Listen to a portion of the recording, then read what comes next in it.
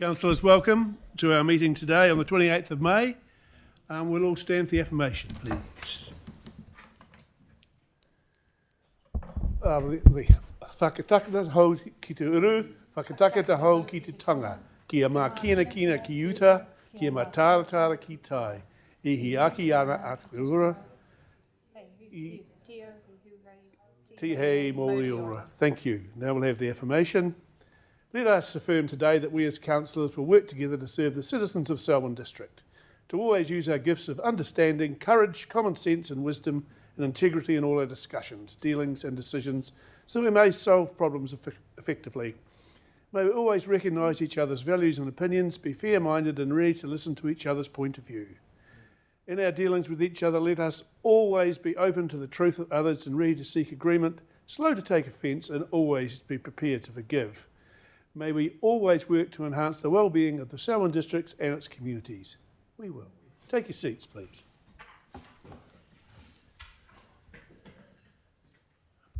Right. Apologies today. I have an apology from Mayor Broughton. He is with the Minister at the moment, and I believe Councillor Miller is unable to make it. Do we have any other apologies? Megan was an apology for this week as well. And Megan is an apology as well. Can I have a mover and a seconder for those apologies? Thank you, Lydia and Sophie. Okay, any extraordinary business to be identified today? None. Conflicts of interest. Any new conflicts? None. Thank you. Public forum. We don't have a public forum today, do we? No, we do not. Thank goodness for that. Confirmation of minutes of the last meeting. You've all have read them. Can I have any amendments? There being no amendments, can I have a mover and a seconder? Councillor Epihar and Lydia. Thank you very much. All those in favour say aye. Carried. Now, the Mayor's report, it is there, I guess you've all read it. Apologies, Malcolm. Could we do matters arising at all? Well, I suppose we should really. Matters arising from the minutes. Sorry, thank you. One of the items on last month's agenda was around the the traffic lights, changing the traffic light construction dates on Gerald Street and Lincoln. Yes. We realised afterwards that actually there was some information that we weren't presented with during that meeting, and as far as I'm aware, we can't change the decision, but I just wanted to note that we weren't aware of the impact on the Vernon Street shops with their own resource consent that said that they couldn't go ahead and build anything without their traffic lights at that one. So by shifting it, we've prioritised somebody else's resource consent over theirs. I'm not sure if there's anything we can do about that, but that was not in the report. Chief Executive, comment? Thank you, Councillor. I wasn't here last month for the meeting, so I'll need to take that and go and have a look at it. And I'll come back with some further advice that I'll circulate, unless Tim has got a response. Yeah, just at a high level, Sophie, what I am aware is we've been working through that resource consent with the other developer, and the feedback I had today was that's nearly resolved, and there shouldn't be a delay in regard to the resequencing of that work. That's wonderful. So we have a solution. Soon as I've got that resolution, I'll flick through an email, let everyone know what the story is. Thank you, Tim. Councillor Hesson. Thank you. Just on that matter, I think that I remember asking the question, was there any other developers who were going to be affected by this, bringing this particular issue forward? And I just wonder if we've got one that's notified us, how many others are out there that are tied by our resource consent? Can someone do some research and just make sure there's not others out there? In regard to this situation, there isn't. We have done the background check, and it does just affect this one developer. So it was a bit of an oversight, so we accept that. However, we're working through the process. We're nearly there. But there's only one developer impacted. Thank you. Thank you, Sophie. Now we'll move on to the Mayor's report. It is here. Overview. He's mentions the passing of Bill Woods and Jen Christensen. Also note that we didn't actually note the passing of Michael McKevitt earlier in the year either, so it has been some long-term people around our table who we've lost in the recent time. Any questions? I can't really answer them, but it's self-explanatory. So I have a mover and a seconder for the Mayor's report, Councillor Epihar and Councillor Mugford. All those in favour say aye. Aye. Thank you. I just had a comment, really. Yes, Councillor Lyle. It was just to thank Sam for visiting Leaston School. I attended the school visit with him, and the principal was very happy to receive Sam and talk to him about a few of the issues with traffic, and also attended the Burnham school visit with him as well. So I just want to just extend my thanks and also extend my thank you to Puamiria Parata Guru as well, and her and all her best wishes for her. So kia ora. Yeah, kia ora. Thank you. Sam has certainly been getting around the schools, which is good to see. Okay, now we're going to move on to the chairperson's reports, and I'm going to call Bruce Russell forward for the Melbourne Community Board. And Sian, welcome.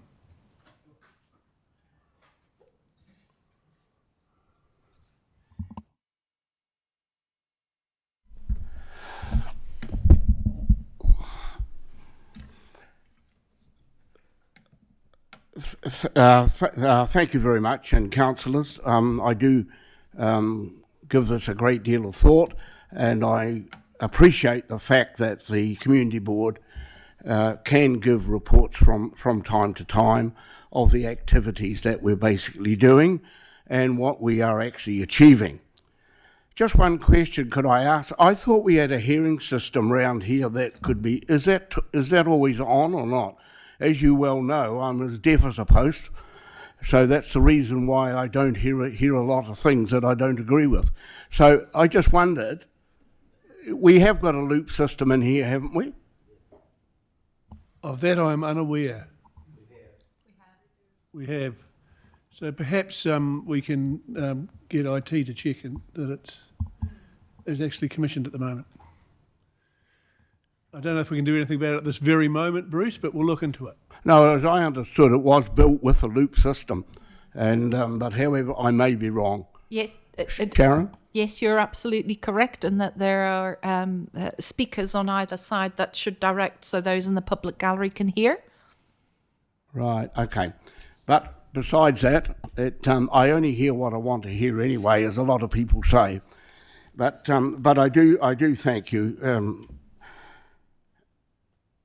The board is actively engaged with the Community and Residents Association to provide submissions on the Selwyn District Council Dangerous Affected and Unsanitary Buildings, Policy Union, Environment Canterbury's Annual Draft Plan, specifically transport proposals and fair instructions. Now, while there has been a decision on that, subject to that though, and I do congratulate my fellow board member Sian on the effort that she has put into that, but I think while we agreed, we didn't agree that it was going to be just another rate for something that mightn't actually happen. And of course, in this instance, now the council decided in their own wisdom not to pursue any further. The vote was, I think, 7-6, so there was obviously some controversy there too. The board is, though, working on alternative viable situations within the community, and it's something that we still believe is necessary for a lot of people, be it in the Melbourne area, particularly from Darfield commuting to Rolleston to Hornby, along with West Melton. So we're looking at other alternatives, and we are hoping that eventually we will get some sort of conclusion. In the joint meetings with the residents' associations are going extremely well. They really are. Now that we've been given some guarantee that there will be a community board for at least some considerable time. The point is now that the communities are saying to us, while we respect what councillors can give us, it's becoming far more apparent in the next few years, being that West Melton has been removed, be it from the Melbourne area. That was a sort of a bit of a bombshell to most people. It was something that was a little bit unexpected. And then, of course, being now that Melbourne, along with Ellesmere, are only going to have one councillor each. So the Residents Association have been far more supportive now of our community board, and they are bringing a lot of things forward to us, and this is being working extremely well. Budget planning, the board is working constructively with the Selwyn District Council's finance team to shape a budget that supports a smooth transition for the incoming board post-October 25 elections. And I must at this stage publicly congratulate and thank Steve Gibblings for the work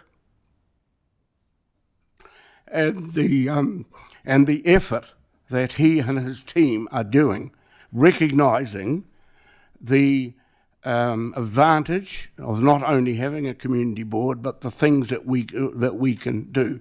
And I do publicly acknowledge that fact of Steve and his team. The Springfield Bypass Working Club Group Flood Prevention, the working group involving community members, the board, Selwyn District Council staff and Environment Council Canterbury, reported positively in April 2025. This is something, again, that has been an ongoing thing for quite some years. And I think with our help, we have finally got some communication, not only with Selwyn District Council, but also with Environmental Canterbury. And again, the two meetings, the inaugural meeting for a start, to see the enthusiasm, and then the meeting that we held in April, again, for what has already been put forward, the way that they believe that they can tackle it. And I think, again, we've got the advantage of having Councillor Lydia, been invited to be on that committee as well. And again, we're working very closely with that. But now, and there's been some suggestions of how best they can accomplish what we're trying to set out to do.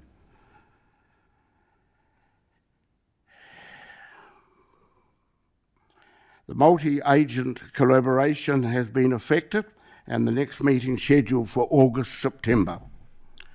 Could I just say at this stage, I have been advised by two of my members that they are standing and looking forward to perhaps other things in a way that they can contribute to the running and the management of the district.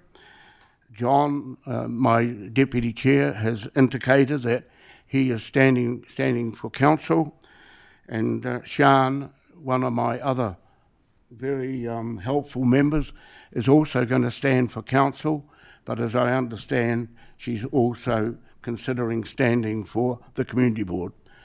That is something that I commend them for actually doing, because I think the thing is that the community board has a lot of potential, and while we have had some initial eruptions, shall we say, at least now the members that I have there, we are all working together. We mightn't all agree, but I think that is democracy. But I do congratulate these people are looking a little bit further afield, and I do hope that the people who may take their place will give as much to the community and to the residents as what these people have done. I've had phone calls, be it from 6 people already, be it within the Melbourne area, just asking what does the community board do, what would be their responsibilities, how much time is involved. Some of them have intimated that they were going to run for council as well as community board. In this instance, after I explained what was the community board there, what it was there for, have now decided only to run for the community board. That to me is an achievement that not only from the board itself, but from the residents themselves, realising just how important another voice in democracy. I'm going to conclude there, but I'm going to ask Sian, as also wishes to address the council, which has been agreed to. So whether you want to take questions from me first or do it the whole way, Deputy Mayor, I would ask for your consideration. Is there any questions of what Bruce has reported to us so thoroughly already? There's no questions at the moment, Bruce. Sian. Give us Oh, sorry. Bruce. Bruce, and I don't mind if Sian answers as well, but you've talked about the joint meetings and, so I'm just trying to find my notes, working with obviously council and ECAN, etc. on flood prevention measures. Is this something that's happened since the recent rainfall, or have you been working on this? The budget planning one, I'm sorry, Elizabeth. Yeah, I just The Springfield. wanted a bit more clarity around what the flood prevention work was that you're working on. Well, I think what they're looking at currently is how the best to, and perhaps not the cheapest way, but the best, which will be the most beneficial to the Springfield area, that instead of proposing what was perhaps originally where it was going to cost a lot of money to do stop banking and all that right through Springfield, if we can get rid of the initial problem, which is the overflowing of the current drainage that we've got there. There were 2 options put forward to us. One was negotiating a direct course from the source to the Kowai River, which would mean that they would go straight across State Highway 73, across an adjoining property where swales are already there, without any interference other than having this channel there, be it for the landowner. The second was a same option, similar, but taking and incurring a greater number of properties which would run side by side with State Highway 73 and then eventually again linking up with the Kowai River. Those were the 2 options that were put forward. The question was left, again supported by Ian McKenzie, one of the councillors, and myself, that perhaps it is opportune at this stage to perhaps to talk to the landowner at this time, and that was what was basically recommended at that time. Thank you, Bruce. Lydia might like to add something. Bruce, to it's a historical flooding issue which I'm sure Councillor Monk could probably catch up on awfully. I beg your pardon. Yep. Yeah. It's a thing that happens. Originally it was sort of once every 100 odd years or so, but that is not the case. It's runoff from the hills, which then particularly is aggravated more with sudden rain stops. Normally it performs perfectly. Thank you, Bruce. I'm aware of the time. Sian. Thank you. Tēnā koutou katoa. Can you hear me all very well? Great.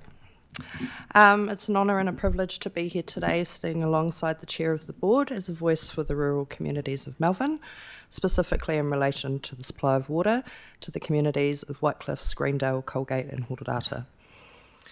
During the recent weather event that caused Selwyn District to be placed under a state of emergency, the rural water supplies were put on a conserve notice, with the majority being unable to provide water for longer than 3 days. The following water supplies were placed on conserve water notice. Communicated date and time for notices placed and lifted I've provided, and I can provide to the team, but I'm sure you've got that information. Acheron was offline for 4.5 days. Hurata was offline for 7.5 days. Dalethorpe was offline for 7.5 days. Arthur's Pass was offline for less than 3 days, and Hartley's was offline for 6 days. So the White Cliffs Residents Association, with the help of Councillor Glidden, organised a small meeting with Mark Andrews, the Principal Water Engineer for Water Services. For many of us in the rural areas, we found ourselves without water when our water tanks ran dry due to our water supplies being offline for more than 5 days. There is apparently a bylaw stating all houses with a water tank on a restricted supply must be able to hold water for 3 days. Problem is the reservoirs for the Hartley's supply only holds a day's worth of water, and that is supplying Colgate, White Cliffs and Glen Tunnel. And it took over 5 days for people's water tanks to begin refilling. The conserve water notice is automatically activated when a reservoir gets below 60% capacity. If there is a fault, this can drain in a very short space of time. When we receive a conserve water notice, that means it's expected the reservoir will run dry. So our 3 days worth of water is all we have. This poses a real issue if a water supply is down for longer than 3 days. Communication equipment to alert SDC of any issues run on solar and battery, and if less than a week, sunlight comms can fail. Access to the water supplies are difficult and are on private land. Additional equipment has recently been added to the supply to make the system more robust until our TPU work is carried out. It was great to hear from Mark that there is a multifaceted approach to resolving the water supply issues for White Cliffs, Glen Tunnel, Colgate and Hurata. The funding, we heard about the funding that's been set out and the 3 stages that are going to be the 3 stages of the upgrade and the amalgamation to occur. My final comments though, and the reason I'm here today, is I implore SDC to work on transparency and more effective means of communication with residents of affected areas, especially if equipment is failing and or notice remains in place for longer than 3 days storage required. Apart from the conserve water notices, the method to obtain some information was for residents to go to the Selwyn District Council website. There are multiple pages that people could access for water, so it could take some time to find the information, and I found that the information was actually not as up to date as it could have been. When we're in a situation where our 3 days water supply is no longer, we really need to know a bit more than what we had. And I also implore councillors to ensure that any water works get highest priority in budgets and annual plans until rural water supplies in Melbourne are robust and able to service the residents adequately. Ngā mihi nui katoa. Kia ora, Sian. Point's well made. The whole having to have boil water notices in 2025 is not perfect at all. And it just shows the amount of money that needs to be spent on water infrastructure going forward to bring these things into line. Thank you, sir. The problem, I think, was that we didn't receive boil water notices. We received conserve water notices. I think part of the problem is people don't understand that means that there will be no water supplied. So maybe a bit more effective communication around that. I think the feeling for people in the rural communities was if they had some water and there was a boil notice, that would have been a different story. We understand now that the equipment can't cope with the amount of turbidity and what's coming through.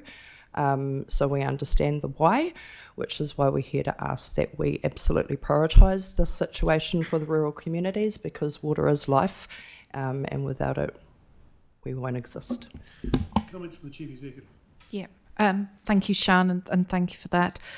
Tim's obviously sitting here, and this sits very much in his purview, and I know that he will take that back to his team. And there may be an opportunity for the team to come in and connect with the MCB board just around how we're going to communicate going forward. Thank you. Lydia, do you have a Thank you, question? Sharon, that'd be awesome. It's not specifically a question, so it's up to you whether you Allow me some time. Be quick.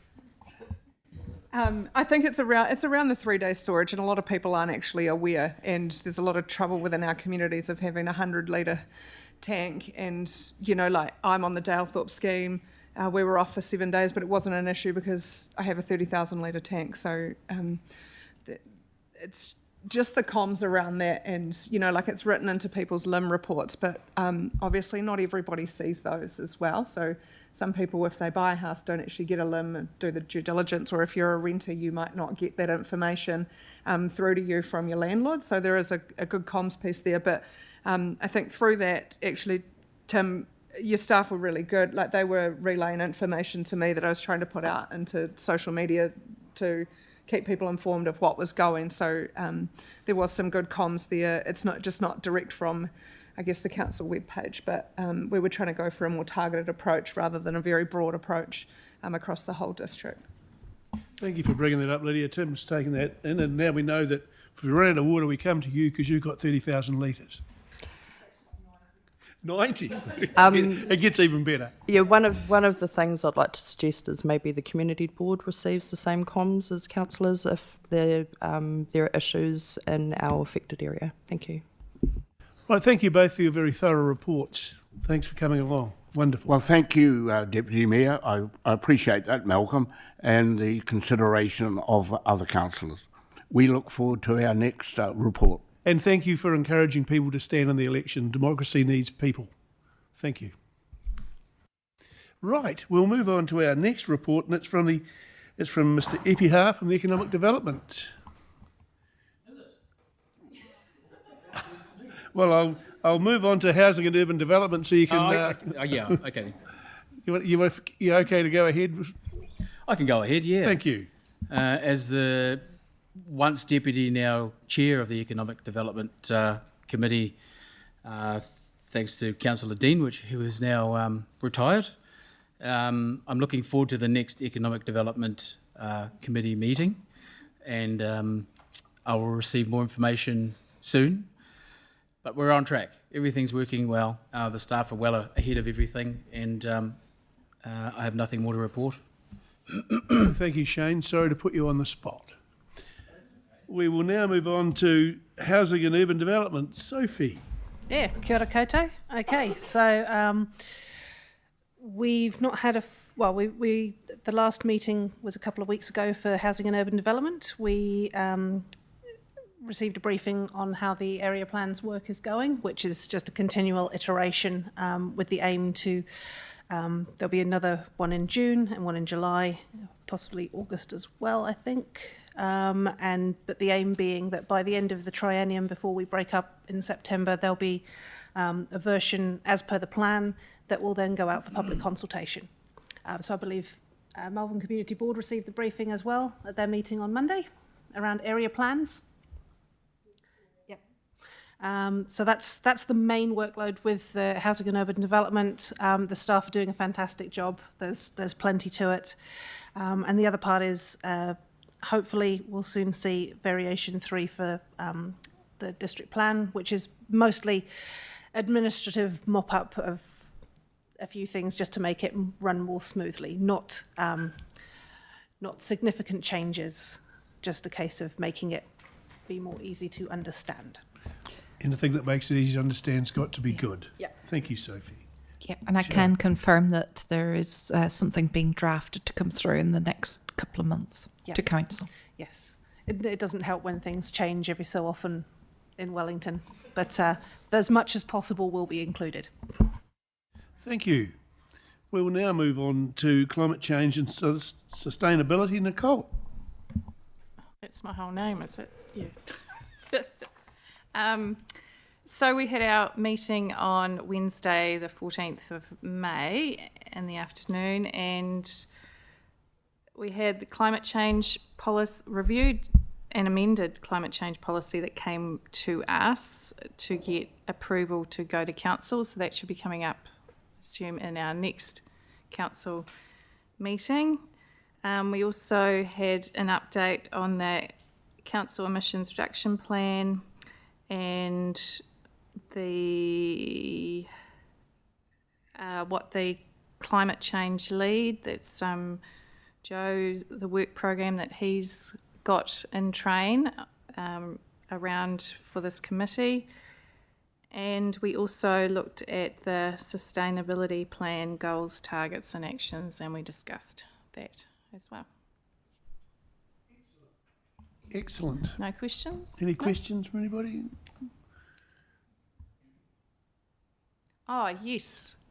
Next meeting, we have the tree canopy policy, and yep, Lydia just reminded me, we are really looking forward to having that come to us. So the 4 canopy Oh, policy. and I'm actually, people think that I'm sarcastic. I am actually, and so is Lydia, are really excited to see this coming up.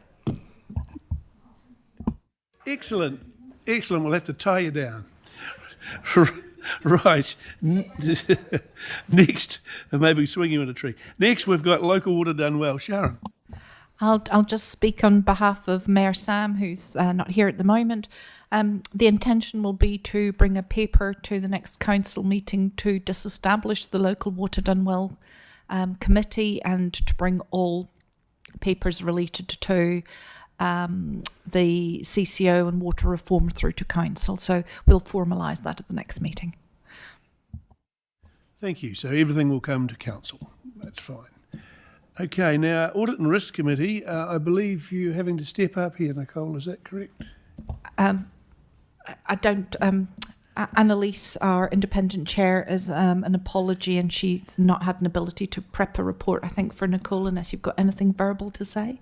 No, I don't, but it can hang over to the next meeting because we only meet quarterly anyway. So, it's not too risky. or to auditee either. Thank you. Okay, we'll now move on to the Chief Executive's report. Sharon. I'll get a second bite there, finance performance. I was prepared for that one. So, finance performance. A go. Yeah, cool. So the next meeting is next week, next Wednesday, the 4th. I'm pleased to report that through communications from CEO and Alison and her team that we're tracking well as an organisation. The team are managing the business well and no longer reliant on DC income to cover operational deficits. So we'll dig into that in more detail next week, but the news is good. The tracking of performance is doing very well, and that I was prepared for. Going back to economic development, apologise to the team. Denise, Claire and Shay have met with Benji Marshall and are also preparing some more in-depth work for Council to receive through that committee soon. Thank you. Fantastic. Sorry to leave you off. It wasn't on my list in front of me. Par for the course. Yes, exactly. Can't sleep here. Right. Now we might have the Chief Executive's report. Thank you, Malcolm. So I'll take my report primarily as read. You can see that we're seeking retrospective endorsement for the Selwyn District Council submission on the proposed wastewater environmental performance standards. So the team did circulate to councillors. A couple of councillors responded, so we've taken that on board. And again, the turnaround timeframes for some of the standards is quite tight, so we'd appreciate that retrospective endorsement, and thanks to those who did respond. You can see there that we have noted the challenges that were brought up from our community members at the last public forum, so the responses are there, and those responses have been fed back to those individuals. And I just really want to highlight the great work in terms of the building team relaunching the professional partnership programme in this year, a programme that was initially started in 2021, and it's about that fast track of building consent. So it's really great, and it's very much in keeping with where the current central government are at around efficiencies and agility. So really thanks to Vanessa Mitchell and her team, and for Today Homes, who have been the most recent recipients. So again, we're trekking in the right direction. And finally, just acknowledging the GCP review. So the GCP There is a group of external reviewers that are coming and having a look, I think from Martin Jenkins, and just checking that the GCP is fit for purpose for going into the future. And it's just really timely to stop, pause and take a look and see what we want the future of GCP to look like. Thank you. I think we have a question from Councillor Epiha. So moved. Happy to move. And thank you for the Vanessa and her team and their council for putting the submission together, acknowledging our Runanga partners. I really enjoyed the read and received my feedback. The incorporation of Waiora and Te Mana o Te Wai, fantastic submission. Thank you. So move. Thank you. No other questions? We have a seconder for the Chief Executive's report, please. Lydia. Thank you, Lydia. All those in favour say aye. Carried, thank you. Now we'll move on to item 9, the resignation of elected member Councillor Dean.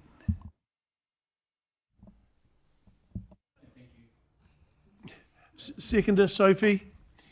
All those in favour say aye. Thank you, carried. And we do miss his lanky presence in the chamber. So now we'll move on to the Ellesmere Reserve Board, item 10.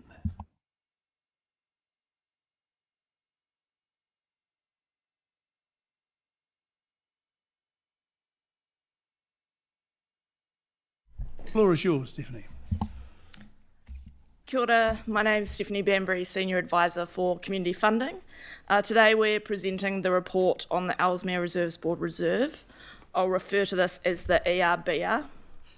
So the purpose of the report is to update the Council on the legal opinion regarding the ERBR and to inform a decision by the Council regarding the future use of the ERBR.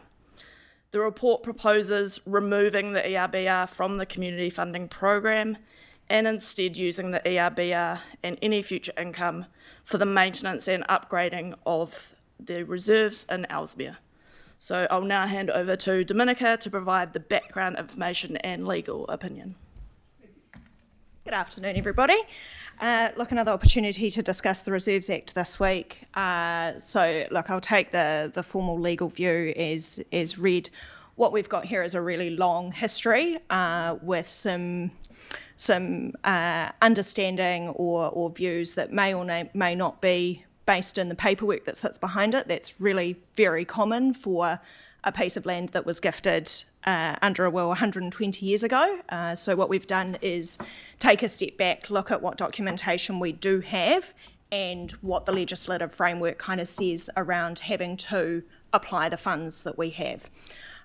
We think that historically the land was transferred in accordance with the will. So land was given to the Crown and designated as recreational reserve under a previous version of the Reserves Act. The will that that land was gifted under specified that a trust be put in place, but what it didn't do and what we don't have any evidence of is direction as to how any income that land generated would be allocated.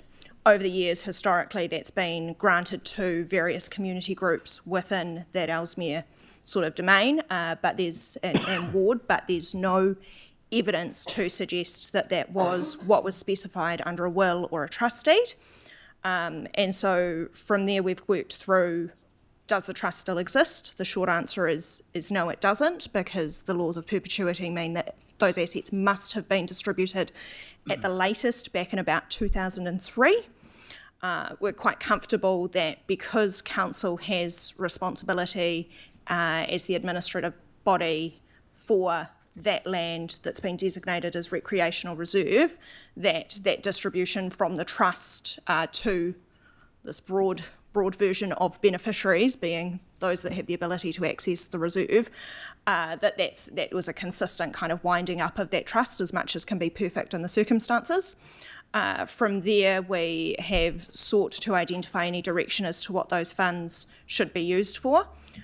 There is no paperwork beyond, as to our knowledge, beyond the requirements of the Reserves Act. What's really clear under the Reserves Act is that income and funds generated from reserve needs to be allocated for the purposes of the Act, and that means that from our view, we've got two pieces of land that aren't currently used as recreational reserve. They generate income under licence, and that income that's generated then needs to be put essentially back into those recreational reserves for either the maintenance or improvement of. Happy to take any questions. Thank you for that explanation. In my 30 years, I can certainly remember the board and its the allocation of the money into the area it was designed for. So it looks to me it's doing what it was intended. It's putting that money back into that area. Councillor Epiha. Yeah, and kia ora tātou. Agree with what Malcolm's saying there as well. Apati hono tātou hono, hunga mate ki te hunga mate Mr. Thomas Gamble, and also acknowledging the Reserve Board that manages the funds over the last many, many years. Have been somewhat involved in this, I guess, from the start or roundabout, and come up with the will and the intentions of Mr. Gamble and his mega wishes that he also wanted to be honoured as well. So I hope I'm supportive of this, and I'll move it. I hope that by doing that we continue to honour his wishes that is in the will, a concrete block or something like that in his honour. I believe that the income lawfully it's the right use of the land to continue to support the reserves. It's also a cleaner way for community events or groups to apply for funding by having a designated place to go to, other than this. And I just wanted to acknowledge Stu Brannigan and the previous board members, reserve board members that I had met when I first started. So I'm supportive of what's here and happy to move it, Mr. Chair. Thank you to the team. Thank you, Councillor Epiha.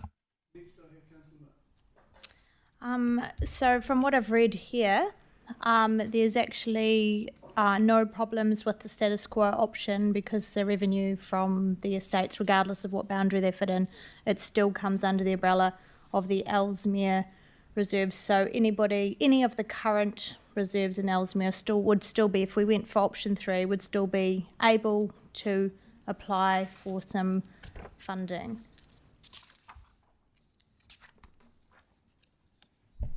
The groups that were funded in the previous round would be eligible and to apply for the community fund.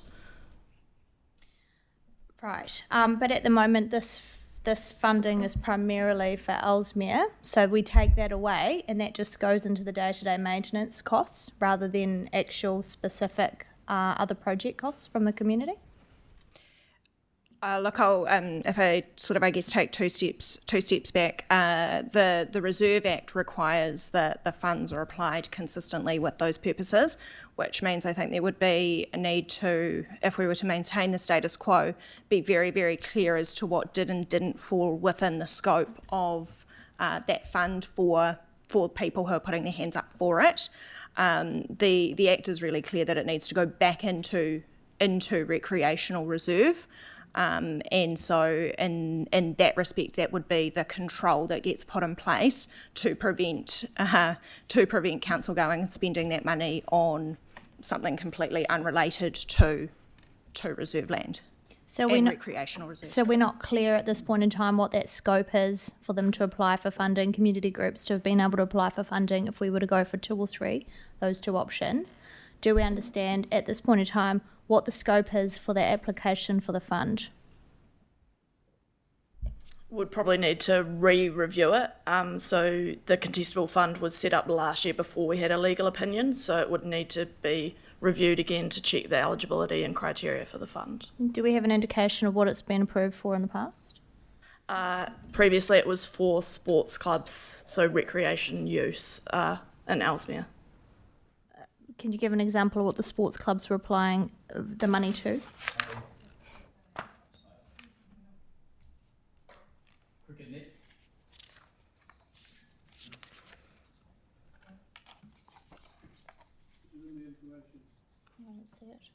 It's contained in option 2, Elizabeth. Sorry, I haven't seen that. Second paragraph.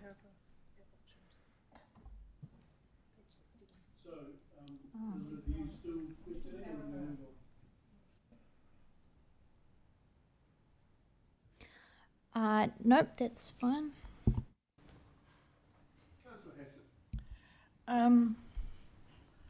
Thanks for bringing this report forward.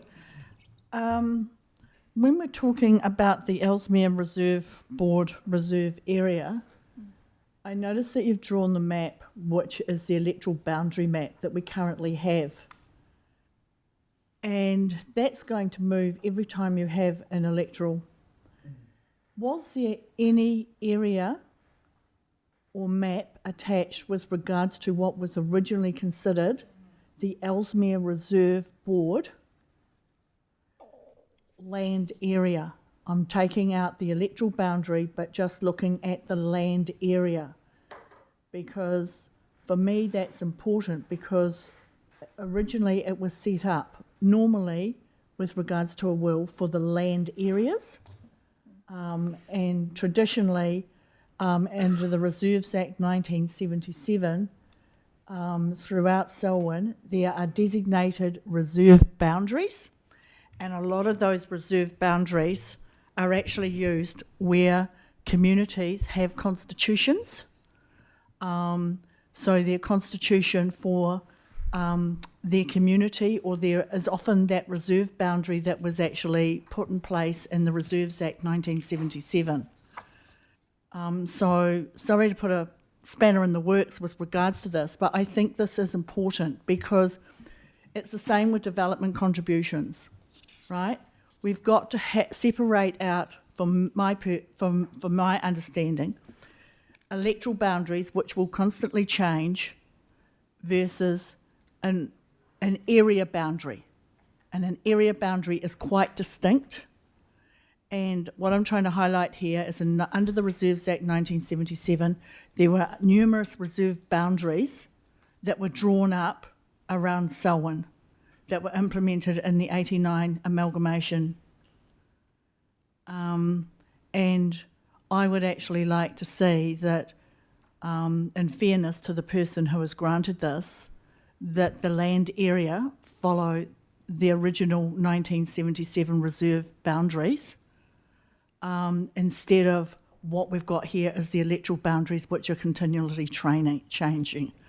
And I would like to move an amendment to actually put that the boundary for the Ellesmere Reserve Board be the boundary nominated under the Reserves Act 1977 that was adopted with amalgamation of 1989. And that's fairness for all of our reserves, that you will have trust deeds or wills with regards to land area that people have left for the benefit of what they term to be their communities. And I just think that's fair. Thank you, Deborah. We have a seconder for that? Nicole seconded that. So any discussion on that amendment? And Yes, I've got you my do. note on as well. I'll take mine off. Sorry.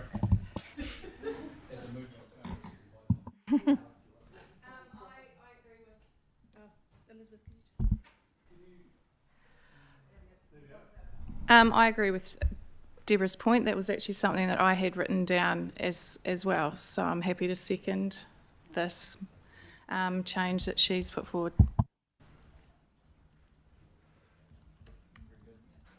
Okay, I do concur myself, but Dominique, can we have some clarity? I realise this is probably something you weren't aware of, but No. That's look, that's absolutely fine. The will was very high level. I just want to be really clear on that. That in 1923 it was allocated as responsibility to, the Ellesmere Domain Board as trustees, and so appreciate that geographical acknowledgement is reasonable in the circumstances. right. Noting that naturally we need to, like I say, draw this back to the recreational reserves and the purposes for which those are in existence under the Reserves Act as well.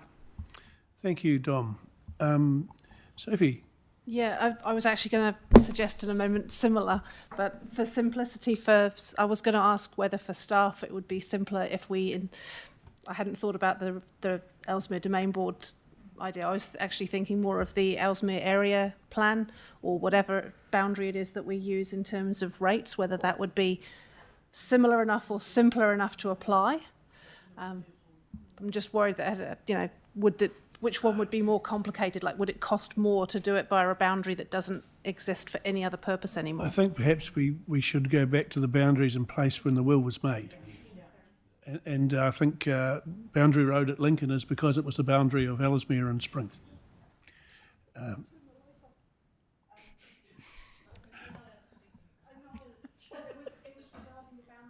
have to come here.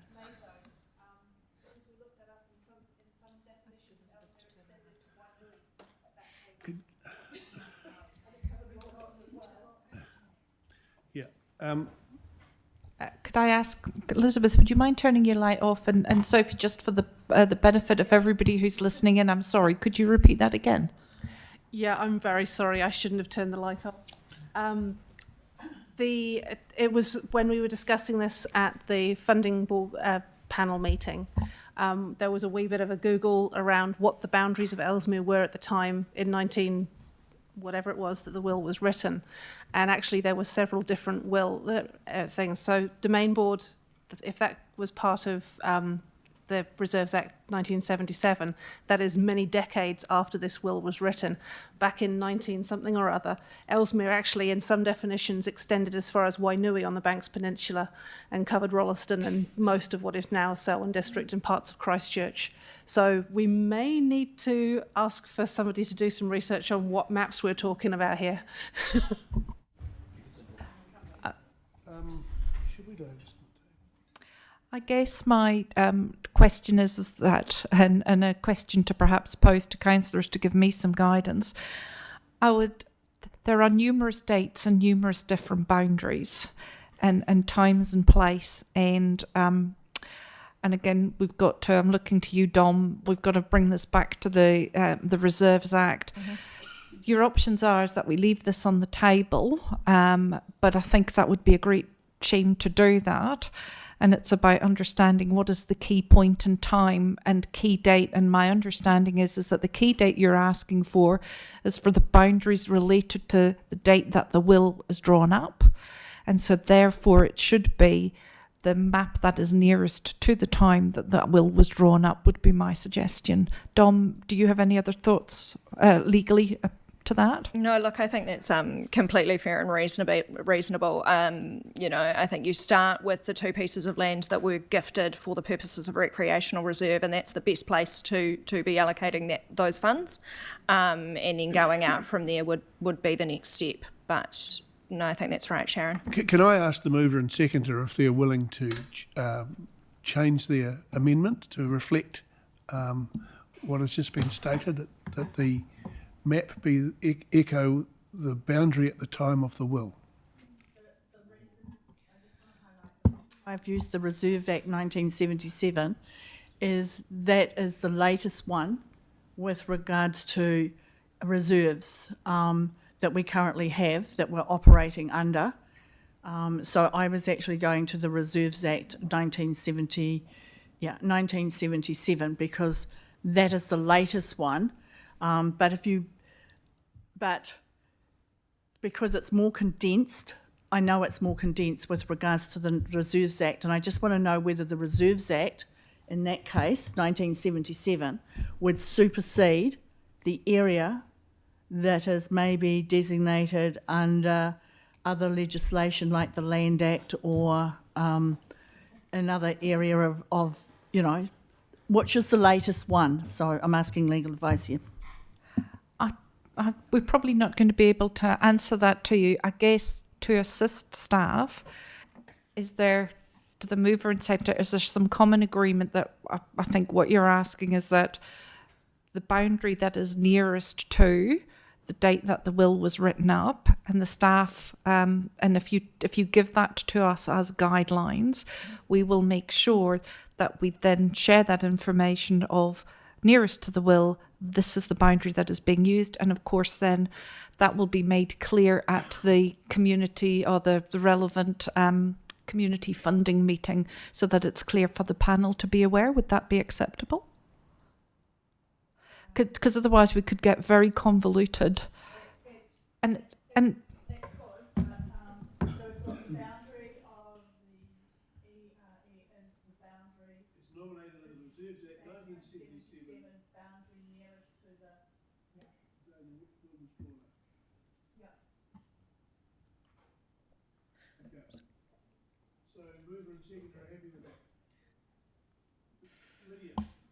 Thanks. I actually have some questions on the report.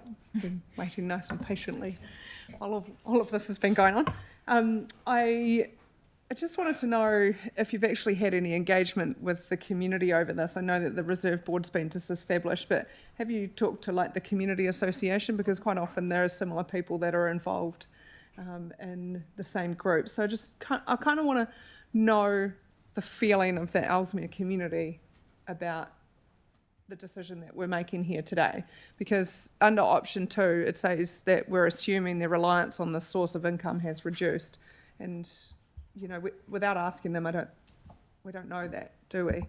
And you know, part of me says I agree that you know, this should be used for the reserves. It all makes sense. It's legislation. And, you know, we've talked about a few weeks ago potential changes in DC levies and how that might affect our smaller towns. So for that money to be into our smaller towns, I agree with that staying there. But I just want to confirm it's $50,000 a year. And would the community have any input into how that is spent? I'll leave it at that. If I could respond, and Stephanie, I'm looking to you to correct me if I'm wrong. Over the last 10 or so years, there have been only a handful of recipients of that grant. In fact, I know there's specifically 2 community groups who have received funding from this grant. It has not been commonly known or communicated. So when the community funding policy was being reset, it noted that there had been limited uptake of that, and was proposing to consider broadening that, and that was reflected in this one-off fund allocation where a few more groups became aware of it. Certainly, the 2 groups that were the primary recipient have had quite a lot of communication back and forth around their the funding uptake. It would be fair to say that the broader community had very little knowledge that this fund was ever available prior to it being picked up last year and put into the recommendation. In fact, it was something that the council team looking into it came across rather than was commonly aware of. So the communication has been limited to those that have been directly benefiting over the last period of time. Is that correct, Stephanie? Yes, that's all correct. Okay, Lydia, if you're satisfied with your questions, we have a resolution amendment on the table. We have. To be honest, I think, you know, with the addition of Deborah's, I actually think that we should probably be leaving it on the table until we can actually be clear on what the outline map is. And I note that we have a meeting on the 18th of June. So in that time, would that be enough time for staff to go, actually, here's an indicative map of where this money is to be ring fenced for these communities? Because I don't know where that is. I don't know if we're missing somebody out.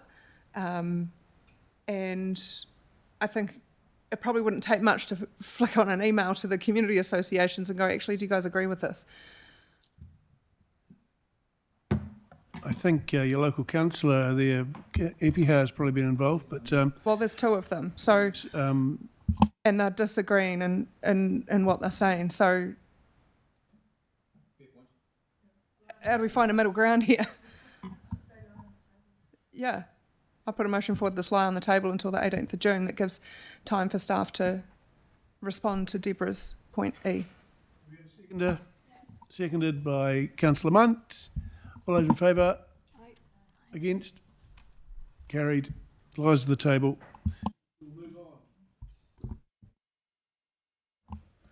The next part of the agenda is 11, the Selwyn District Council Stormwater Drainage and Watercourse Bylaw 2025.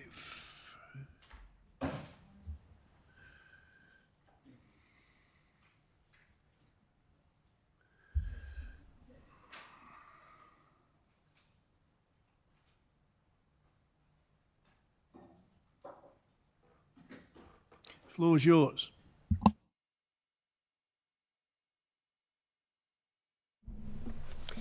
Kia ora koutou. We've come back today to bring the Stormwater Drainage and Watercourse Bylaw back to Council following public consultation. So just a bit of a reminder that this, while it is a new bylaw, it's effectively a revision of the existing bylaw to meet our statutory requirements. So the key change is additional detail that's been added around the approvals process and to include a risk-based assessment to stormwater and drainage discharges. So the draft bylaw went through a 4-week special consultative procedure from the 17th of March to the 17th of April. We had 5 submissions, 1 submitter wishing to be heard, and thanks very much to Deborah and Lydia for sitting on the hearings and deliberations panel. So prior to the consultation, we sought feedback from T Committee Waiora and responded to questions during the submissions period. So none of the submitters requested any specific changes be made to the bylaw. And key changes that were made as a result of the consultation were clarifications around some definitions, some additional advice notes, and restrictions to excavations adjacent to the waterway remained as it was in the 2018 bylaw. So the recommendation that we've brought forward today is that Council revoke the existing 2018 Stormwater and Drainage Bylaw and adopt the new proposed Stormwater Drainage and Watercourse Bylaw 2025 with effect from the 30th of May. Thank you. Thank you, Councillor Hassan, and thank you for being involved in the panel, and Lydia as well, being involved in the panel. Would you like to second this, Lydia? You would? Moved and seconded. Is there any questions on this bylaw? There being no questions, I'll put the resolution. All those in favour will say aye. Aye. Against? Carried. Thank you very much, and thank you for your work. It's a running question. So, draining question, very draining. There's a lot going under the bridge. Now we're moving on to the Kirwi School designation. Oh, sorry. Sorry, Malcolm. I want to acknowledge Joe. This is Joe's last council meeting. Joe is moving on to a new role, and I just wanted to take the opportunity to thank and acknowledge the fantastic work that Joe has done. We've really loved having her work alongside us, and wherever she's going next, they're really lucky to have her. So I just wanted to acknowledge that, Joe. Yeah, likewise. Thank you. Thanks, Sharon. Thank you for your input. And now we will move on to the Kirwi School designation, item 12. Sorry, Malcolm. I've just, we've had the ministerial announcement with which Mayor Sam is attending. There's some really nice news has come forward about 64 new classrooms for Selwyn and land banking for $108 million for Ministry of Education to invest into the future for the growth. So I thought it was just timely, seeing as we're about to talk about Kirwi schools and schools, that's some good news that the Minister announced this afternoon.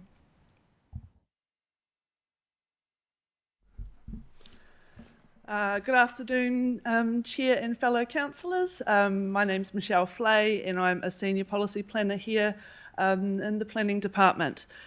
Before I give a brief overview of the proposal before Council, I'd just like to confirm that I've identified an error within the Council report. Within Section 3, there's a second bullet point which should have the word no before the more than minor. So just to confirm that the transport assessment determined that the effects are no more than minor. Very important. Critical point.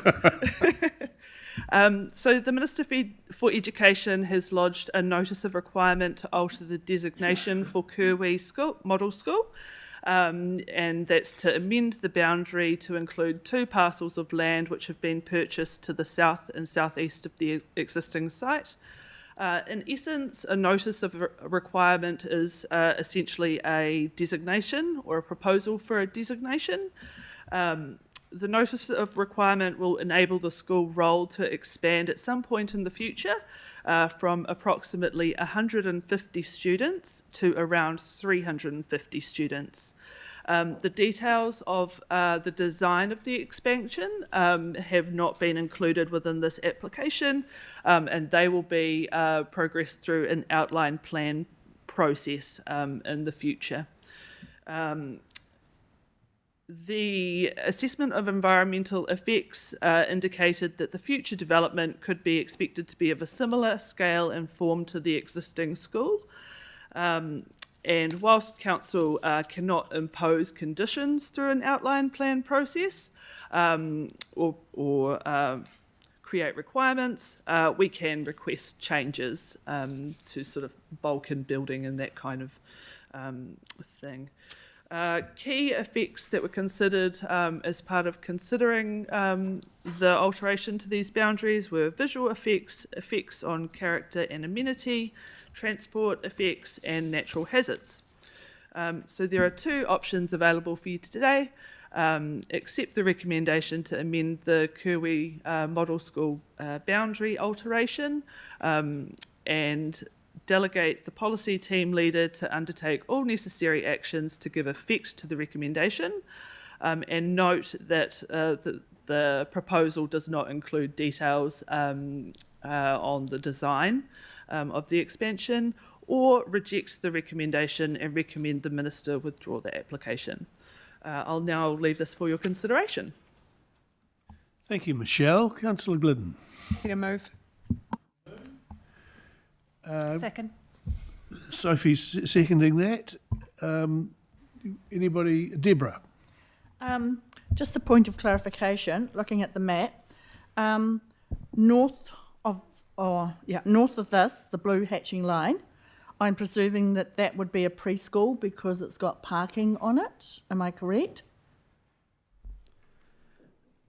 So just to the east, East. of the designated site is the Treehouse preschool. That's okay, that's fine. Yep. And I take it that the sections that are butting up to this blue line are vacant sections. That's not an old map. That's right. They are actually vacant sections.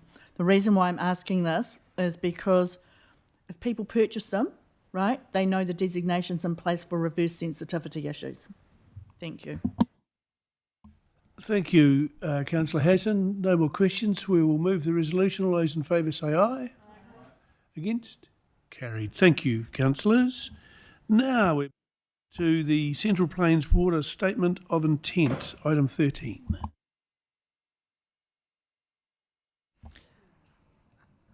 Chief Executive. I'm actually going to hand over to Lydia to speak to. Fair enough.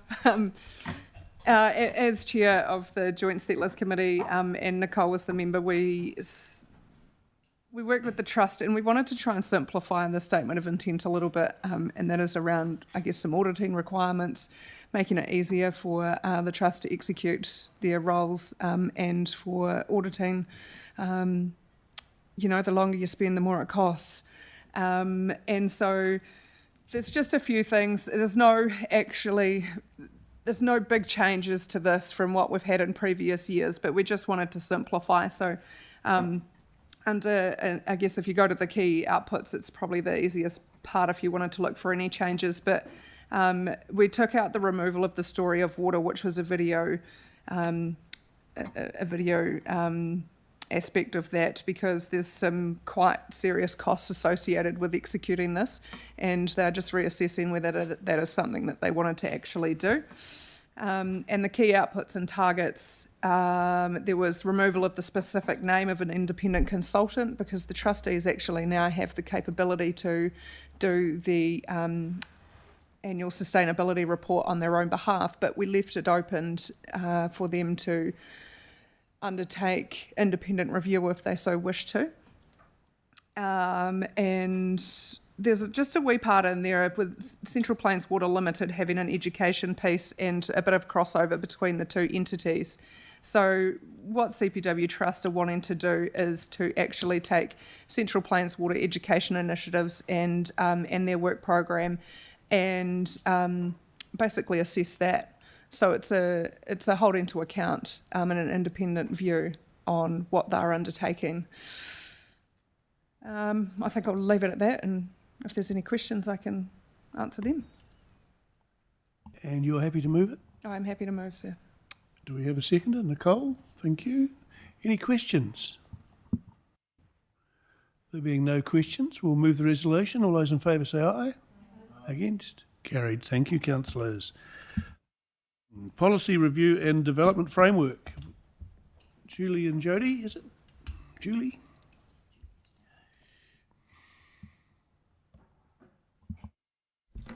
Just me today. Jody is on leave. I'm returning tomorrow. So I am doing my best impersonation and Steve is backing me up from the back bench there.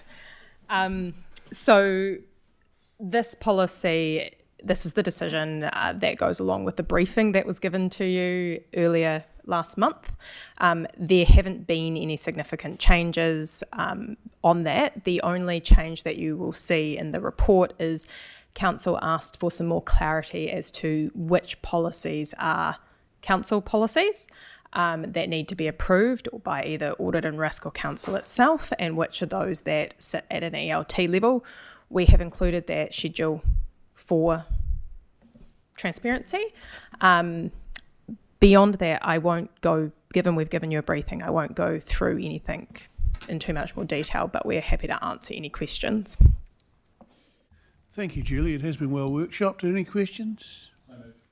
Moved Councillor Epihar, seconded Councillor Mugford. There are questions from Lydia Glidden. It was just in the appendix around where the policies sit, and I was just thinking about the procurement policy sitting internally, and if there were changes to that, would that come back to us? What we can do is I'm more than happy to, is because that's not part of the meta policy itself, I'm happy to take that one away, discuss with Jody, and actually, so with that one, say, should this one actually be something, and come back to you on that, if that's all right. Yep, that's fine. Thank you. Okay, you happy with that? No more questions. All those in favour, please say aye. Against? Carried. Thank you, Julie. Right, we've now heading into resolution to exclude the public. Somebody like to move that? Councillor Glidden, seconded Councillor Mugford. Those in favour say aye. Aye. Right, confirmation of public. Oh yes, we'll have to wait. So now we've moved in. Perhaps we'll break for 10 minutes for a stretch our legs. We've got time.